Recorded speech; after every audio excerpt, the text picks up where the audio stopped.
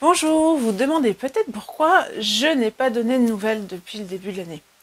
Eh bien, je vais vous éclairer sur ce point et je vais vous expliquer ce qui s'est passé dans ma vie et pourquoi j'ai eu besoin de faire un break pendant plusieurs mois.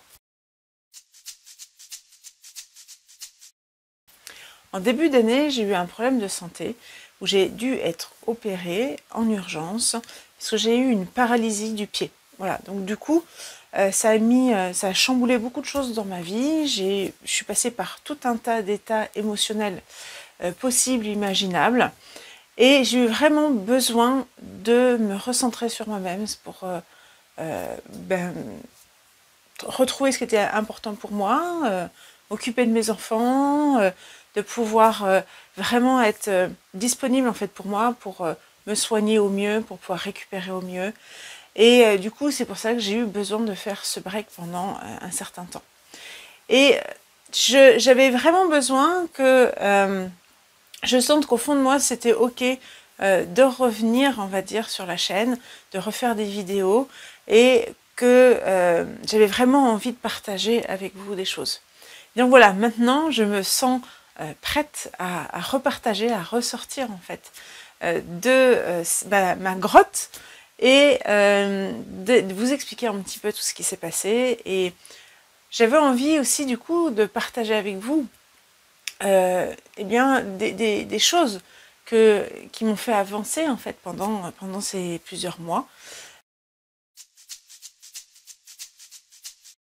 Et surtout, tout ce qui est lié à la gestion des émotions, c'est quelque chose qui a été très très fort pour moi ces derniers temps parce que j'ai dû vraiment apprendre à gérer mes émotions de façon beaucoup plus grande que d'habitude. Je suis passée par des moments de colère extrême parce que j'ai eu cette problématique liée à une personne qui n'a pas du tout voulu reconnaître eh bien, son acte.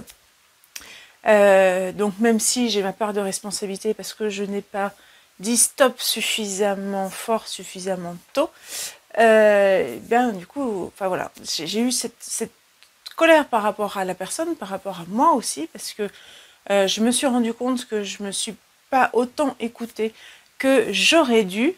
Et donc, cette émotion, en fait, je me suis vraiment observée. Je me suis rendu compte qu'il y avait des jours, en effet, il y avait cette colère en moi qui était là. Et je me suis dit, faut pas que je la laisse ni m'embarquer, ni non plus la renier, parce que j'ai le droit aussi d'être en colère. Et du coup, je me suis observée. J'ai observé cette colère, j'ai observé comment elle se manifestait à l'intérieur de moi. Et en même temps, je me dis, je veux pas que cette colère m'empêche de faire des choses constructives dans la journée. Et donc, du coup, je faisais des choses pas extraordinaires, pas avec des projets de dingue, mais en tout cas des choses que j'étais capable de faire dans la journée, même si je me sentais pas bien, en colère, triste. Des fois, il y avait même un mélange de plusieurs émotions en même temps. Et donc, en m'observant, en me disant, ok, je t'autorise à être là, mais il y a une partie de moi qui a aussi envie de faire autre chose. Et donc, je me rendais compte qu'au fur et à mesure de la journée, cette partie de moi qui était en colère, qui était triste, qui était révoltée, etc., eh bien, elle arrivait petit à petit à se calmer. Et j'arrivais dans la journée à faire plus de choses. J'avais envie de partager avec vous eh bien, ce que j'ai trouvé, ce que j'ai mis en place pendant ces derniers mois pour réussir à gérer mon émotionnel. Parce que c'était quelque chose qui était complexe et ça aurait pu prendre beaucoup plus de place. Et c'est vrai que j'ai eu beaucoup de chance parce que je me suis rendu compte assez rapidement que c'était quelque chose qui était finalement un événement qui allait me faire grandir, qui allait me faire progresser malgré tout.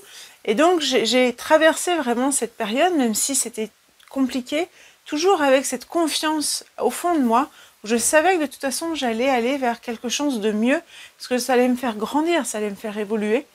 Et en effet, c'est le cas, ça me permet d'apprendre à soigner aussi, pas que sur le point de vue énergétique, mais sur le plan physique. Donc j'ai mon nerf sciatique qui doit repousser. Un nerf sciatique, ça me demande 2 ans à repousser.